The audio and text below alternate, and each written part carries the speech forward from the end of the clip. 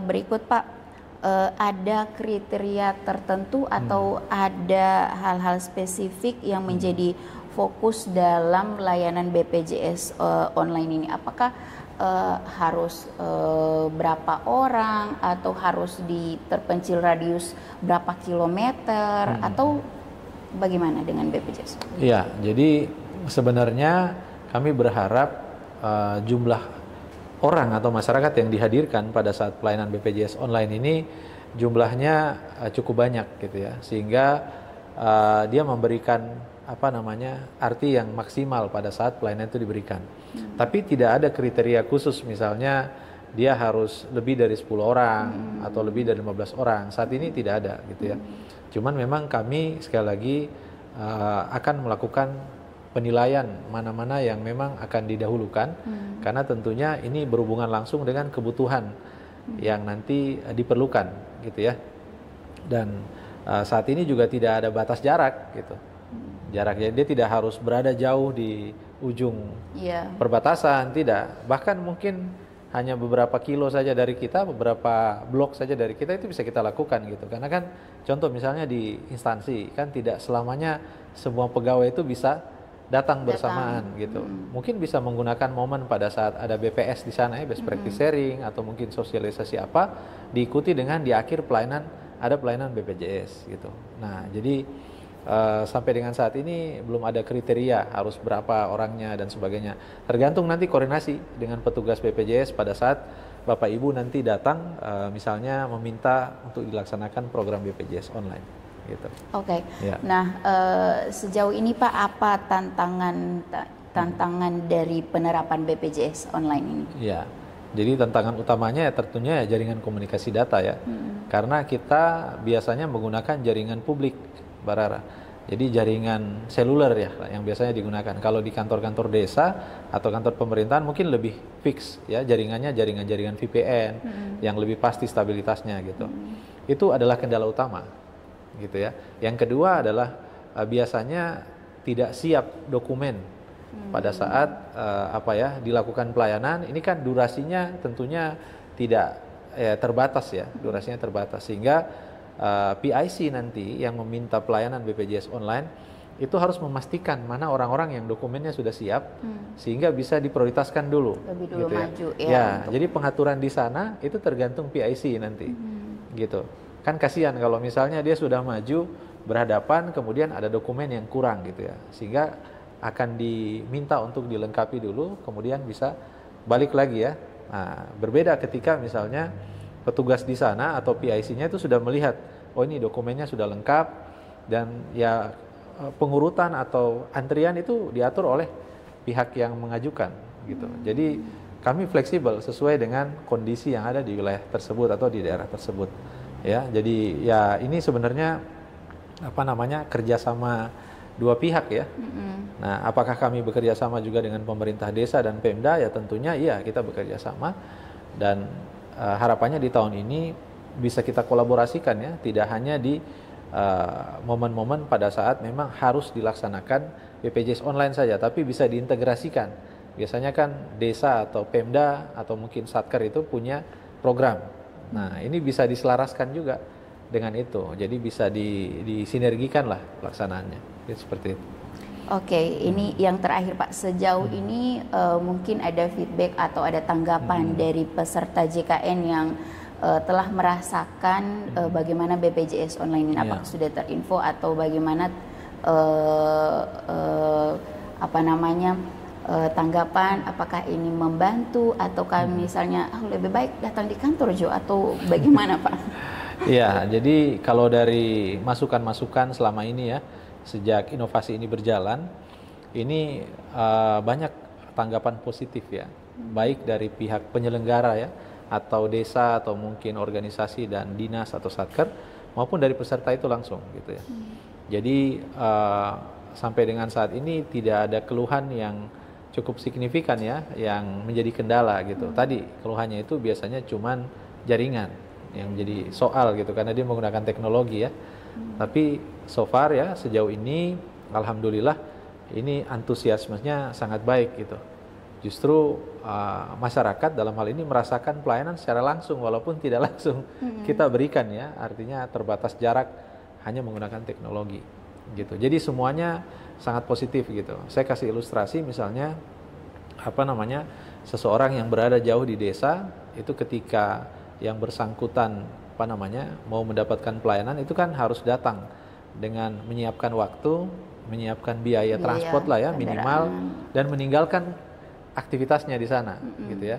Nah ini tentunya butuh effort itu untuk mengatur itu.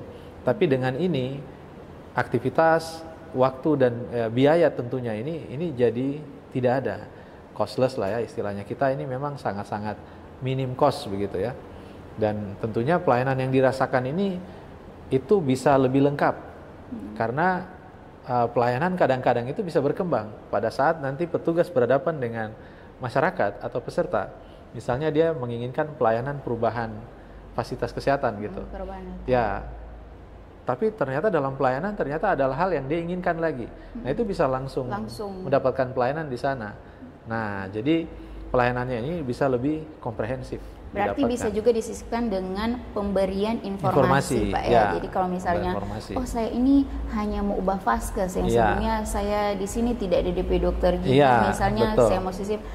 Tapi saya mau tanya, berarti itu bisa dimungkinkan atau dibolehkan berarti. Sangat boleh. Jadi pelayanan yang diberikan ini tidak jauh berbeda dengan pelayanan yang ada di kantor. Jadi kantor itu kan termasuk permintaan informasi, pengaduan, ini bisa disampaikan pada saat itu juga, gitu ya. Bisa dikatakan semi tatap muka, Pak ya. Iya, di tengah-tengahnya tatap muka, non tatap muka. Ya, ini semi tatap muka, sebenarnya tatap muka juga ya. Iya, Cuman memang kan feel-nya orang kan pasti akan berbeda ya ketika misalnya pelayanan berhubungan dengan perangkat, dengan teks, ya atau dengan call, dengan berhadapan dan bertatap muka, kemudian berinteraksi dua arah. Ini tentunya kepuasan yang diberikan kami harapkan lebih baik ya, lebih maksimal gitu, dengan minimum effort ya, baik dari sisi PIC penyelenggara ya, mungkin desa, kantor atau organisasi maupun kampus, dan dari sisi orangnya, masyarakatnya gitu. Dari sisi BPJS pun ini membantu kami dalam memberikan pelayanan yang lebih maksimal kepada masyarakat gitu. Nah, itu merupakan harapan dari BPJS Kesehatan untuk kemudahan dan peningkatan pelayanan yang kami berikan kepada seluruh masyarakat.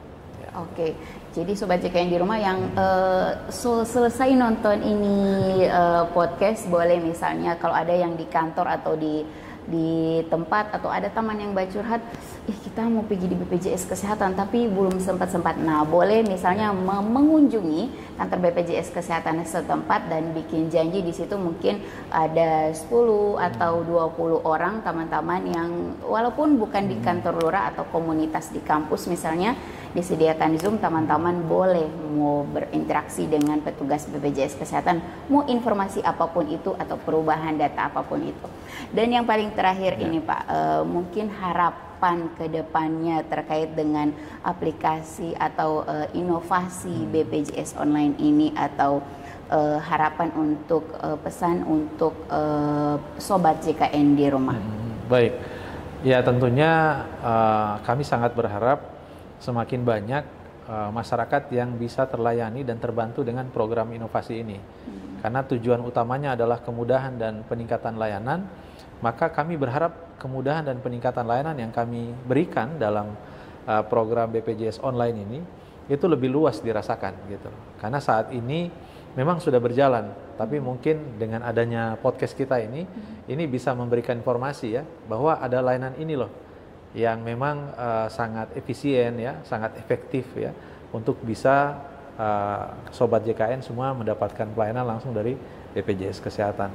Dan yang terakhir, kami berharap tentunya bukan hanya kepada seluruh peserta JKN ya gitu ya, ini bisa memahami dan mengetahui juga mengenai layanan-layanan dari program BPJS Kesehatan atau JKN ya. Karena contohnya misalnya status aktif pesertanya gitu. Kemudian sekarang kan cukup menggunakan KTP ya.